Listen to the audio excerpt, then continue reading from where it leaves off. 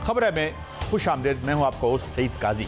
बहुत अहम मामलात और बहुत अहम मेहमान हमारे साथ हैं। मैं कुछ खबरें जल्दी में बता दूं और फिर हम बराह रास्त जाएंगे। जनाब चौधरी इत्तेजाज एहसन साहब ने हमें ज्वाइन किया किसी तारुफ के मोहताज नहीं। हुकूमत असूली तौर पर पीटीआई पर क्या पाबंदी लगाने का फैसला कर चुकी है। बार बार अता तारड़ साहब तो यही कहते हैं, कुछ लोग आके उनके हवाले से जो है इसकी तरदीद भी मतलब नीम सी तरदीद आती है। मगर क्या ये होने जा रहे सियासी कारकुनों के मुकदमे डिजिटल दहशत गर्दी के जो कानून के पीका के जिसे कहा जाता है उसके तहत चलेंगे।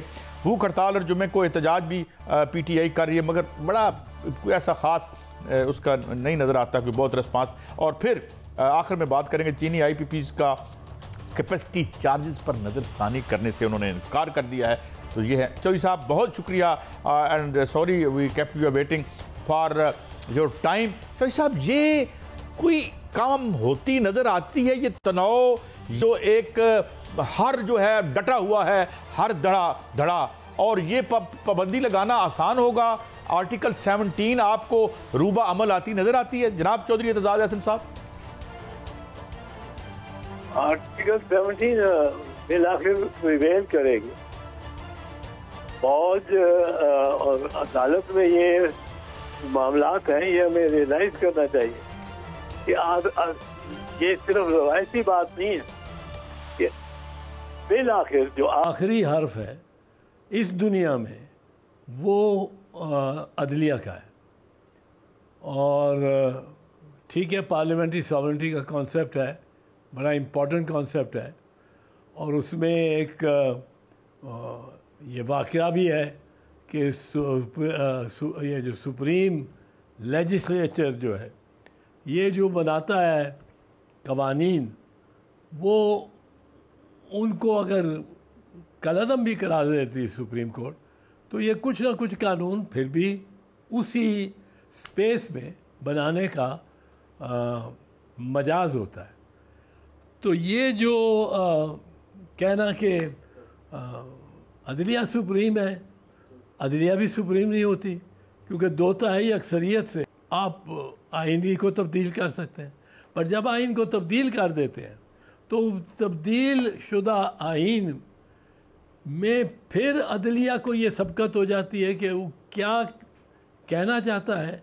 वो कानून जो नया बना है वो उस पर फिर उसकी दस्तरस है कि वो बताएं। तो ये एक चिकन एंड एग सिचुएशन है दुनिया में। क्या पहले आया, अंडा पहले आया कि मुर्गी पहले आई? पर इसमें सुप्रीम कोर्ट ने अक्सर जो हम जिनको ज़्यादा देखते हैं, अमेरिका का है, बरतानिया का है, इंडिया का है, और ये हमारे लिए ज़रा हमारे करीब तर कॉमन लॉ ट्रेडिशन के होते हैं। इन कोर्ट्स में जो मामला जाते हैं उनको उन्होंने एक एडवर्सेरियल प्रोसेस से देखना होता है। यानी एक तरफ प्रोसिक्यूशन है, एक तरफ डिफेंस है, और इनको देखना होता है उनको कि ये दो एडवर्सरीज का आपस में झगड़ा है। जज जो है वो बिल्कुल न्यूट्रल है, जज को उससे कोई बातचीत नहीं, कोई इंगेज नहीं करना चाहिए।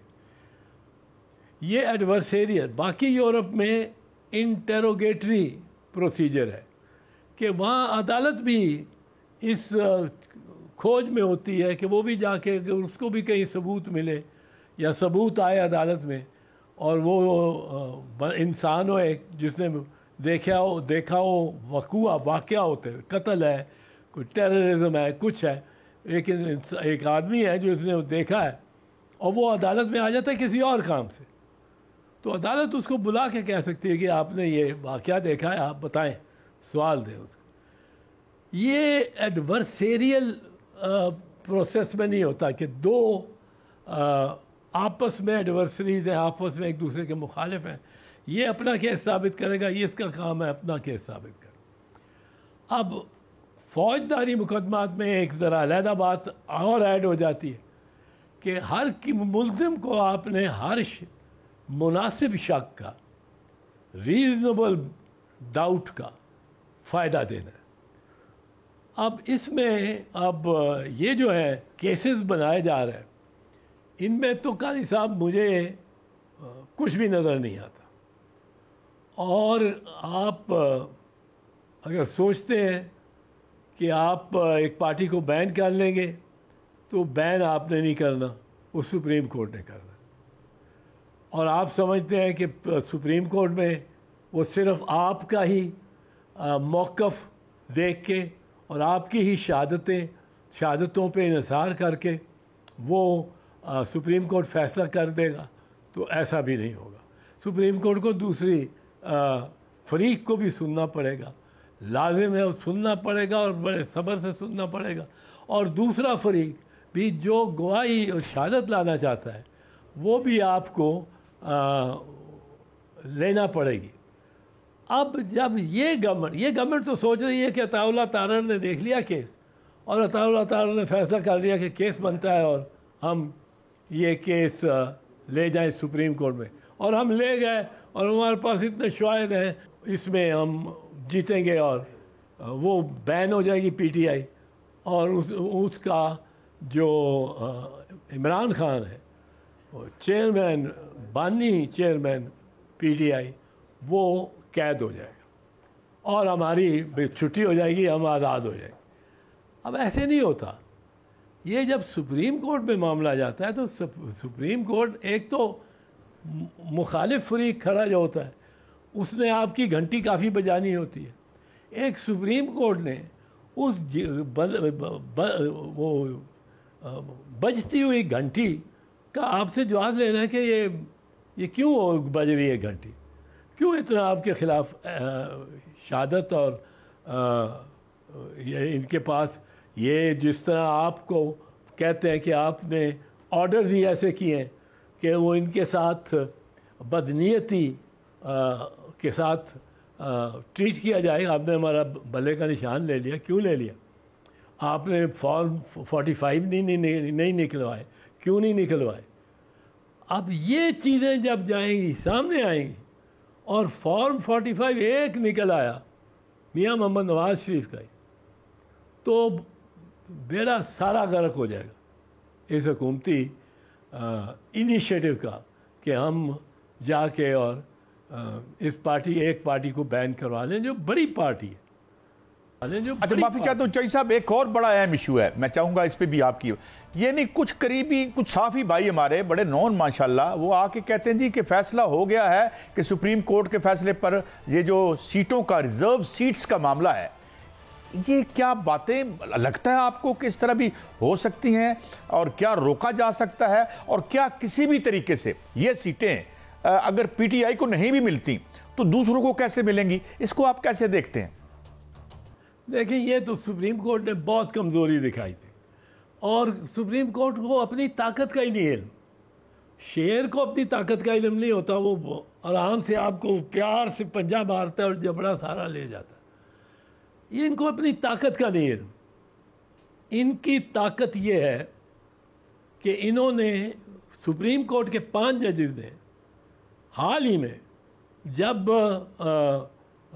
फौजी अदालतों को इलीगल कह दिया तो फौजी अदालतें रुक गई उसी दिन, कोई मज़ीद कार्रवाई नहीं हुई। फिर गवर्नमेंट गई सुप्रीम कोर्ट के पास और गवर्नमेंट ने कहा जी हाँ, ये आपने अदालतें रोक दी हैं और ये वो आप इनको हमें ये कर लें दें कि हम इनकी कार्रवाई तो ख़त्म कर लें, जो शहादतें हैं वो तो रिकॉर्ड कर लें, फैसला हम नहीं सुनाएंगे जब तक आप इजाज़त नहीं देंगे।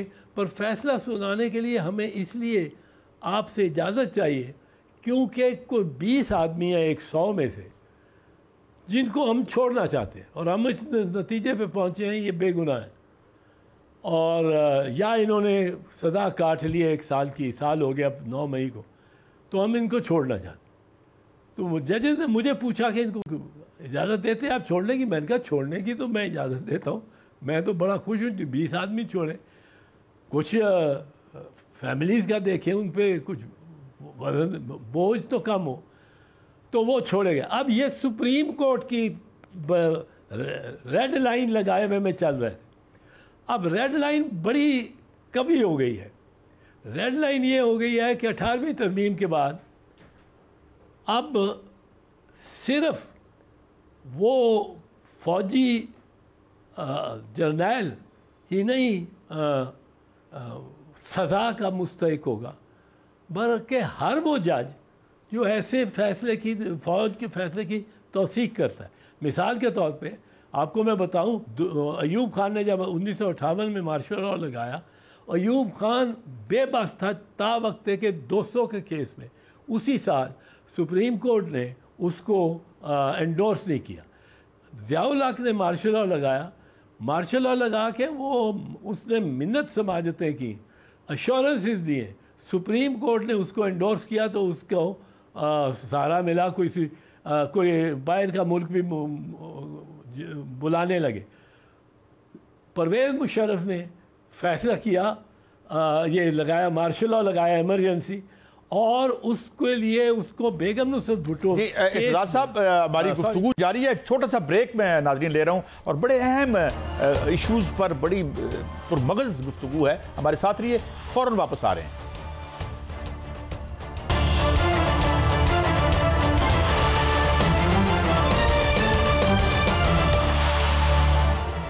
Welcome back. अच्छा इत्तेज़ाज़ साहब, मैं जो मेकआउट कर सका हूँ कि इस पे क्या आपने फरमाया कि किस तरीके से फैसले पे हम बात कर रहे हैं, जजेस के कंडक्ट, जजेस की पर्सनैलिटी पे बात नहीं कर रहे, तो इसमें फैसले में कैसे वीकनेस नज़र आती है आपको? मैं चाहता हूँ ये ज़रा पॉइंट एम्फसाइज हो। देखिए जी, सुप्रीम कोर्ट जो फैसला कर देती है तो सबको मानना पड़ता है, और ये आइन है। और अगर नहीं मानते, अगर इन्होंने उमर अताब बंदयाल वाले वक्त भी, और उस वक्त इनको उमर अताब बंदयाल साहब को बड़ी गालियाँ दे रहे थे ये, और मरियम बीबी और फजलुर रहमान, मौलाना फजलुर रहमान, ये जुलूस लेके सुप्रीम कोर्ट के सामने लाउड स्पीकर लगा के सुप्रीम कोर्ट की तरफ, और इन्होंने बड़ी बड़ी बहुत ही नाज़ेबा ज़बान इस्तेमाल की उनके बारे में। एजाजुद्दीन एजाजुल एहसन, जस्टिस एजाजुल एहसन के बारे में। तो ये तो इनका बड़ा सिंपल है। अगर जज अपनी, सुप्रीम कोर्ट अपनी ताकत को पहचाने तो सुप्रीम कोर्ट क्या करे? सुप्रीम कोर्ट इनको तलब करे। सुप्रीम कोर्ट को चाहिए था उस वक्त ख्वाजा आसिफ, नवाज शरीफ, शहबाज शरीफ, मरियम, इनको तलब करती, वो ना आते, फिर तलब कर लेते 2 दिन बाद, ना आते, यही था ना कि ना आते, फिर तलब कर लेते आप 2 दिन बाद। तीसरी दफ़ा बुला के उनको जब वो नहीं आते तो आप उनको कंटेम्प्ट का नोटिस जारी करें और उनको कन्विक्ट कर दें। समरी प्रोसीडिंग होती है कंटेम्प्ट में।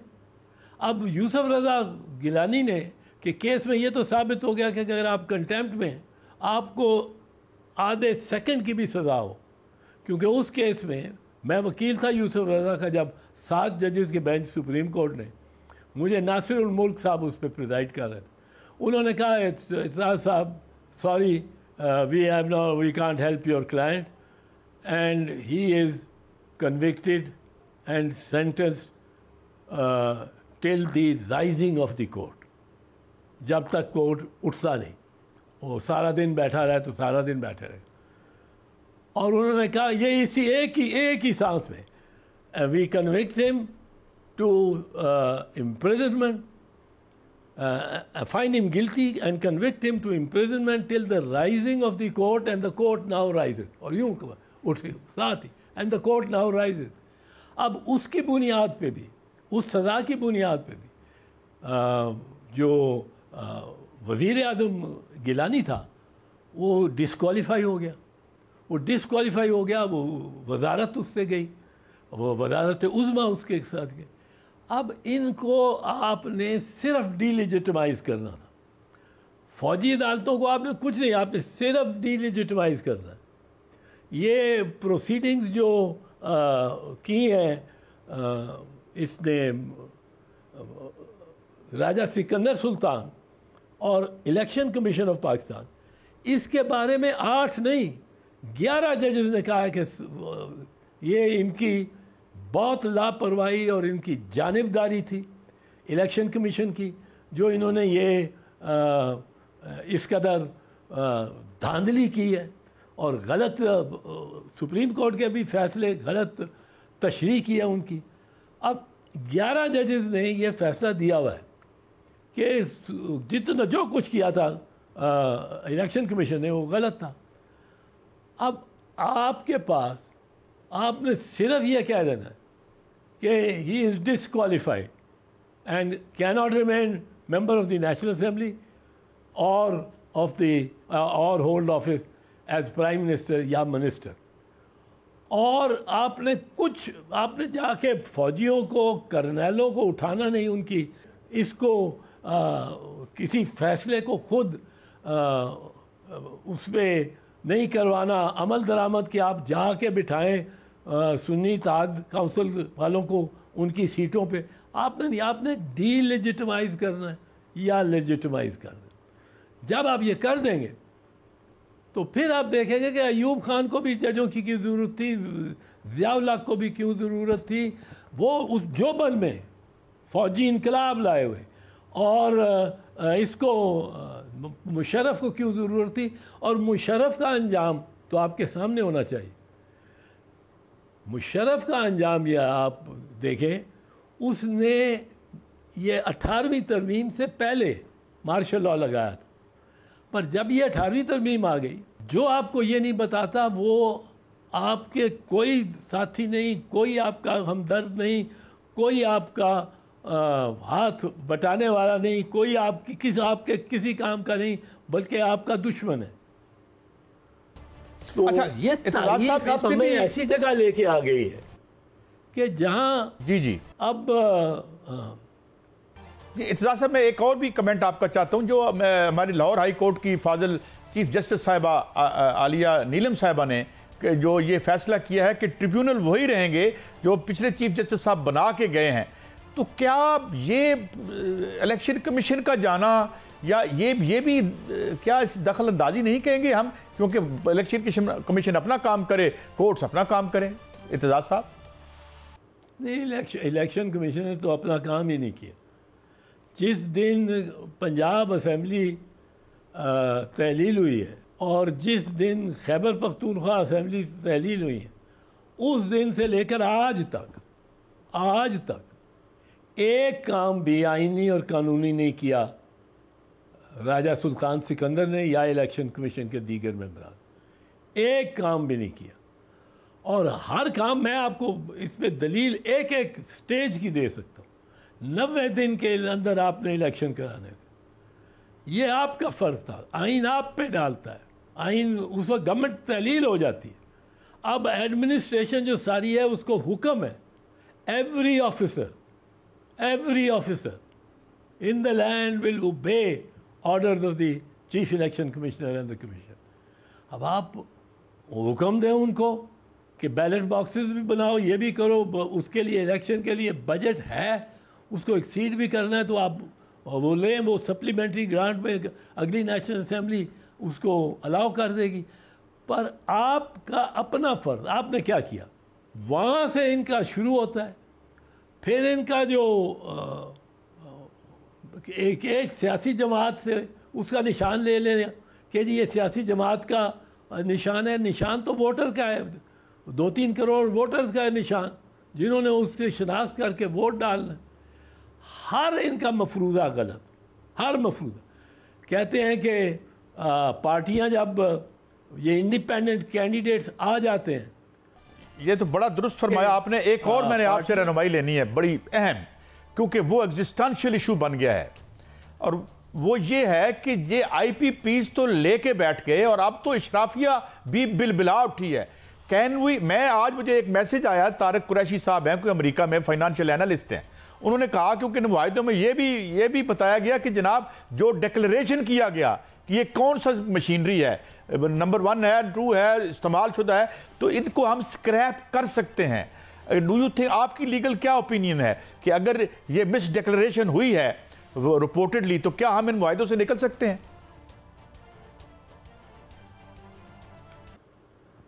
देखिए, वायदों से निकलना है मुश्किल, पर ये जानलेवा वायदे हैं। वादे ये हैं कि आपने 1.9 खरब, अरब नहीं खरब, यानी 19,093, ऑलमोस्ट 2,000 खरब आपने इनको दे दिए हैं, जबकि इन्होंने बिजली नहीं आपको दी। इनका ये कहना है कि जी हम तो लगाना चाहते ही नहीं थे पावर प्लांट पाकिस्तान में, पाकिस्तान ने हमें अपनी तरफ खींचा और उसमें हमें उन्होंने ये टर्म्स दी, शराइत ही ऐसी दे दी कि जो हमारे लिए बड़ी मुनासिब थी और बड़ा फ़ायदा था कि एक स्टेज भी ये भी आएगी कि हमें बग़ैर बिजली बनाए और जनरेट किए और इनको सप्लाई किए हमें अरबों रुपए माहाना मिलेंगे, अरबों, 19 अरब एक कंपनी को मिले और कोई बिजली नहीं बनाई। और ये जो पैसा है ये वसूल किया जा रहा है गरीब आदमी से। इंटरनेशनल अदालत ही हो, आप इन मुआहदों से निकल नहीं सकेंगे, क्योंकि आपकी हुकूमत ने ये दस्तखत किए, आपकी हुकूमत ने इन पर अमल किया, अदायगियाँ करते रहे, उसकी परफॉर्मेंस ड्यू पार्ट परफॉर्मेंस होती रही सारा। तो आप जकड़े हुए बहुत हैं, पर एक दो प्रिंसिपल्स हैं इंटरनेशनल लॉ के और इंटरनेशनल कॉमर्स के, जिनको आप इस्तेमाल कर सकें कि कोई पेमेंट्स अगर अनकॉन्शनेबल हो, इंसान के ज़मीर के खिलाफ जाती है, ज़मीर आम आदमी, फ्रीक नहीं। एतजाज़ साहब, ये बहुत अहम मामला है, मगर वक्त की दीवार आ जाती है। हमने देखा कितनी सराहत से और वजाहत से एतजाज़ साहब ने, मगर सवाल जाते जाते यानी अगले सेगमेंट से पहले मैं ये अर्ज़ करता चलूँ, हमारे साथ फवाद चौधरी साहब होंगे इस ब्रेक के बाद। लेकिन सवाल ये है कि विल हो तो स्क्रैप कर सकते हैं, विल हो तो सब कुछ कर सकते हैं, लेकिन अगर एक हाथ पैसे उठा के ख़जाने में से दूसरे हाथ को दे रहा हो, जिसके बारे में बात हो रही है आजकल, तो फिर मेरा ख्याल में ये इन दोनों हाथों की मिली भगत है। एक ब्रेक के बाद हाजिर होते हैं और पूछते हैं फवाद चौधरी साहब से कि क्या सिलसिला है इस सियासत का जो चल रही है आर्टिकल 617, ये मामला कहाँ तक जाएंगे। एक ब्रेक।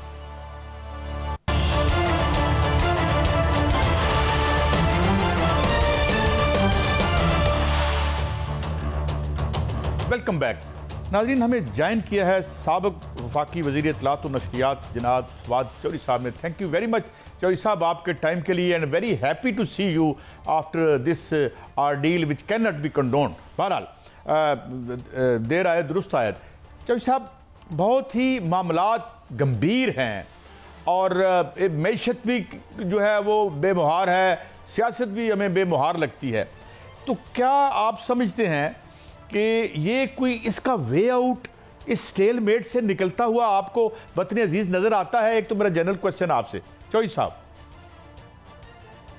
सर, पहली बात तो ये है कि बिल्कुल आपका एनालिसिस दुरुस्त है, क्योंकि देखिए वो जो 4 प्रेमिसेस जिसके ऊपर ये निजाम बना था, वो चारों जो हैं वो गिर गए हैं। पहला प्रेमिसेस ये था कि जी इमरान खान 30 दिन जेल में नहीं निकाल सकते, वो जाहिर है कि कोई ऐसा इससे नहीं हुआ। फिर आज 14 महीने हो गए उनको। दूसरा जो इशू था वो था कि जी पार्टी खत्म हो जाएगी, वो 8 फरवरी में पार्टी खत्म नहीं हुई बल्कि ज्यादा ताकत से वापस आ गई। उसके बाद प्रेमिसेस था कि जी अरब जो हैं वो इतना खिलाफ है इमरान खान के, यहाँ तो डॉलर्स का ढेर लग जाएंगे, वो नहीं हुआ। और फिर चौथा प्रेमिसेस ये था कि वेस्ट इतना खिलाफ है कि हमारी एक्सपोर्ट 100 अरब डॉलर पे चली जाएंगी, वो उल्टा वेस्ट से तो प्रेशर आना शुरू हो गया है। तो अभी गवर्नमेंट जहां एक बहुत बड़ी पॉलिटिकल इंस्टेबिलिटी से 2-4 है, वहां पे एक इकोनॉमिक बहरान से, क्योंकि देखिए $8 बिलियन आपको अपना हार्ड कैश चाहिए इस साल अभी, और जो शॉर्ट है हमारा, और अभी हमें वो पैसे आते नजर नहीं आ रहे। अब देखते हैं ये जो गए हैं फाइनेंस मिनिस्टर साहब चीन से क्या कुछ लेके आते हैं, लेकिन जो शहबाज राना और जो दूसरे लोग जानते हैं वो तो कोई पुरुमीद नहीं है। बट चले, हमारी तो गुड बेस्ट विशेस हैं फाइनेंस मिनिस्टर के साथ। और अब इन्होंने कहा कि चूंकि ये अभी बहरान कम है तो इन्होंने कहा अदालतों से भी पंगा ले लो। और अदालतों से भी पंगा लेने के बाद उन्होंने सोचा कि नहीं अभी भी कम है, पीटीआई को बैन करने की तरफ चल पड़ो। सो गवर्नमेंट तो अपने बोझ के तले जो है वो धंस रही है और सिस्टम तो हाथ से निकल गया है। अब सवाल सिर्फ ये पैदा होता है कि इसकी जो रिप्लेसमेंट है सिस्टम की, उसके लिए क्या एंड गेम क्या होगी, वो उसमें थोड़ी कॉम्प्लेक्सिटीज जरूर है, लेकिन हुकूमत तो गिरना शुरू हो गई है। और आप देखते हैं कि ये सुबह गया या शाम गया वाला मामला है और हुकूमत के वज़रा ख्वाजा आसिफ जैसे लोग जो है उन्होंने तो भी से कहना शुरू कर दिया है कि टेक्नोक्रेटिक गवर्नमेंट आ रही है या ये हो रहा है। बट मुझे तो ये लगता है कि we will go towards new elections. अच्छा चौधरी साहब, आपको क्या लगता है, बड़े कम यानी फेवरेबल ओकेजन्स आए हैं आपकी पार्टी के लिए जब से वे पावर से बाहर हुई है, मगर एक बड़ा अहम फैसला आया वो था जो स्पेशल सीट्स का था, तो अब फैसला तो आपके हक में आ गया है, आप कैसे देखते हैं? क्योंकि कुछ दोस्त हमारे आके बाहर बताते हैं कि जी कोई जो पावर दैट बी या जो ताकतवर लोग हैं इस फैसले पर आप कैसे देखते हैं इस पर इम्प्लीमेंटेशन कैसे रुक सकती है? ज़्यादा से ज़्यादा ये कि डिले होगा, मगर वो सीटें तो अब सुप्रीम कोर्ट के इस फैसले के बाद उन दो पार्टियों को नहीं मिलेंगी। How do you look at that?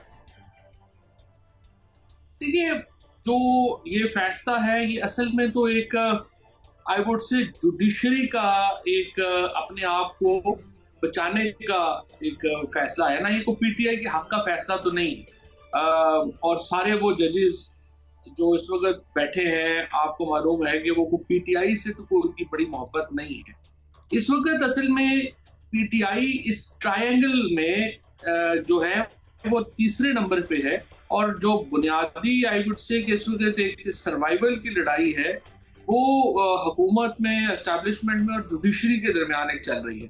और पीटीआई तो फिलहाल इस खेल को देख रही है, बल्कि एक दो बेवकूफियों से उन्होंने इसमें हुकूमत को फायदा ही पहुंचाया है। मिसाल के तौर के ऊपर ये जो लाहौर हाई कोर्ट के जज की तैनाती का जो वोट है, इसके साथ साथ फिर इन्होंने आज जो सेनेट की मेंबर ने कर दिया कि सुप्रीम कोर्ट में जजेस की तादाद ज्यादा होनी चाहिए।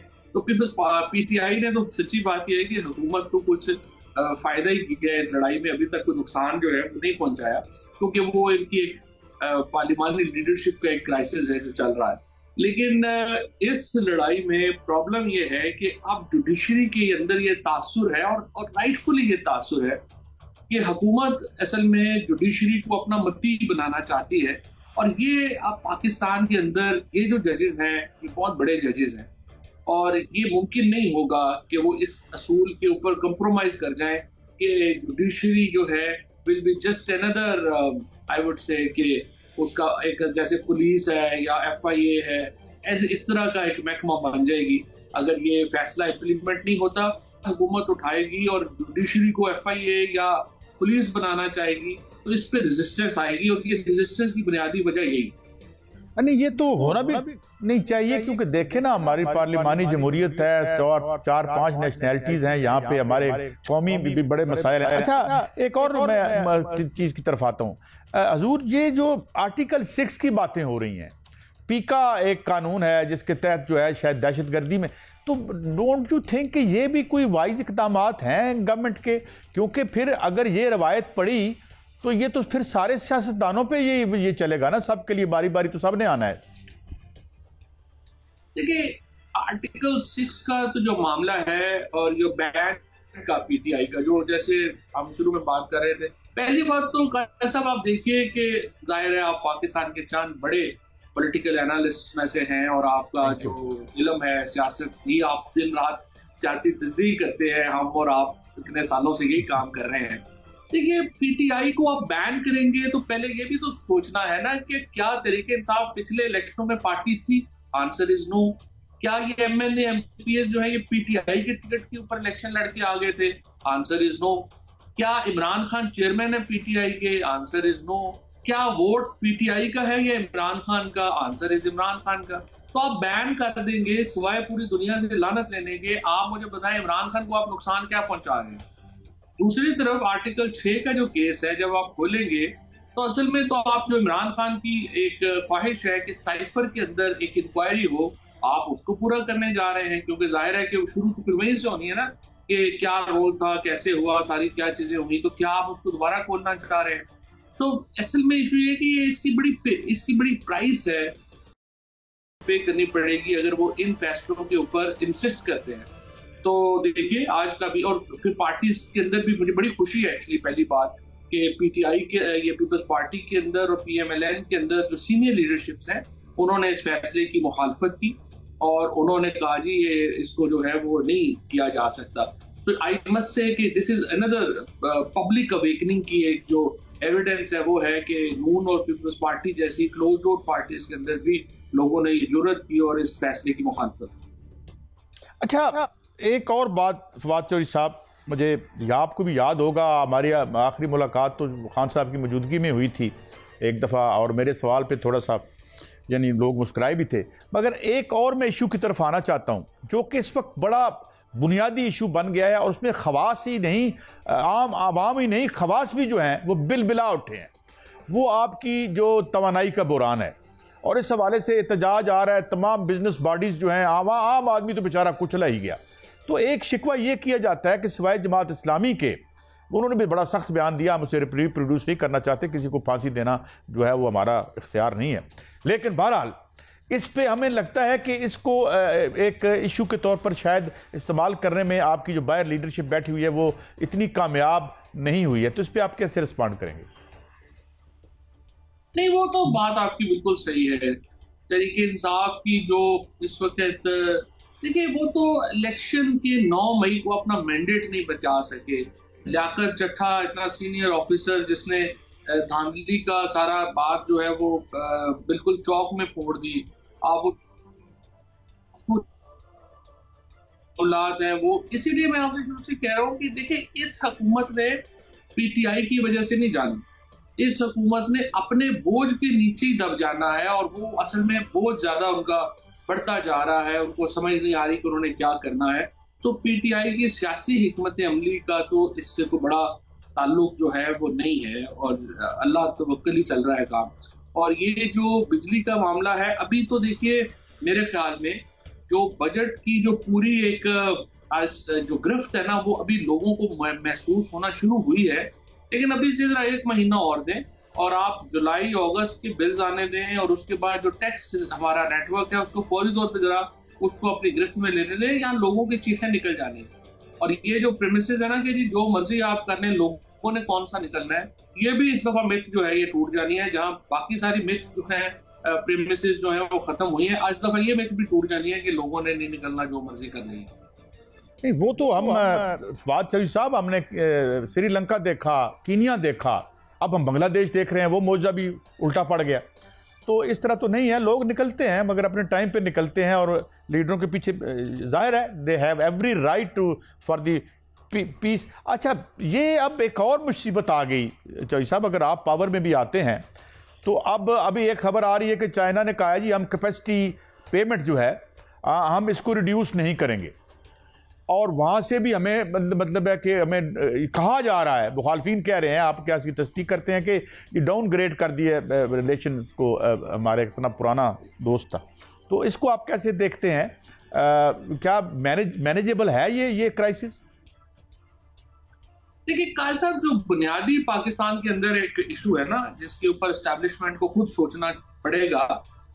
देखिए पाकिस्तान में एस्टैब्लिशमेंट क्यों इंपॉर्टेंट है? पाकिस्तान में एस्टैब्लिशमेंट इसलिए इम्पोर्टेंट थी कि यहाँ पे यूएसएसआर के नाम से, सोवियत यूनियन के नाम से इस खित्ते में एक मुल्क था और उसकी एक अहमियत थी। अब यूएसएसआर के मुकाबले के लिए पाकिस्तान जो था वो वेस्टर्न ब्लॉक का एक मेन अलाय था, साथी था। तो आपने अब अपने आप को अपनी शिफ्ट करनी है, अपनी पोजीशन, एक रवायती 75 साल की जो पोजीशन थी हमारी एज ए सिक्योरिटी स्टेट, अब उसकी नेचर बदल गई है, और हमने अब अपने आप को देखना है कि हमने आपको प्लेस कहाँ करना है। सो ये एक बड़ी, आई वुड से कि एक बड़ी फंडामेंटल और एक बड़ी इंटेलेक्चुअल तब्दीली है, और उसके ऊपर अब पाकिस्तान की जो लीडरशिप है उसको सोचना चाहिए। हम लोग तो जाहिर है कि बात ही कर सकते हैं, मैं और आप, लेकिन जो लोग पाकिस्तान के इस वक्त कमांड में हैं उनको देखना पड़ेगा कि देखिए अगले 3-5 साल गजा की मामला चल रहा है, जो यूक्रेन का मामला चल रहा है, तो कोई मुआवजा ही हो कि इधर कोई इंपॉर्टेंस जो है वो बन जाए तो बन जाए। अदरवाइज पाकिस्तान की सिक्योरिटी की इंपॉर्टेंस फिलहाल नजर नहीं आ रही, लिहाजा आपको अपनी सारे का सारा जो अपना पैराडाइम है वो शिफ्ट करना पड़ेगा। चौधरी साहब, बड़ा आपने मुख्तसर वक्त में बड़ी सराहत के साथ आपने हमें वक्त दिया। God bless you, thank you very much. नाज़रीन, चौधरी साहब का ये जो कहना है बड़ा इम्पोर्टेंट है कि भाई इंट्रिंसिकली हमें क्यों हमारी जो सिविलियन साइड थी क्यों नहीं वो उसने काम किया। हमें बताया जाए कि जिस मुल्क में साउथ एशिया का पहला यानी केमिकल प्लांट लगा था, जिससे कोरियन आके पूछते थे डॉक्टर महबूब लग से कि यार क्या कर रहे हो तुम, ये तरक्की कैसे कर रहे हो, उसका बेड़ा कैसे गर्क हुआ। शायद 77 से ऑनवर्ड के सीजन इस पर भी हम शो करेंगे कि ये क्या मामला हुआ, बल्कि कल हमारा एक इम्पॉर्टेंट शो होगा वतन अजीज़ के असासों के हवाले से। मगर ये था हमारा आज का शो। बहुत शुक्रिया चौधरी साहब का और जनाब इत्तेज़ाज़ अहसन साहब का भी। कल मिलते हैं, इजाज़त।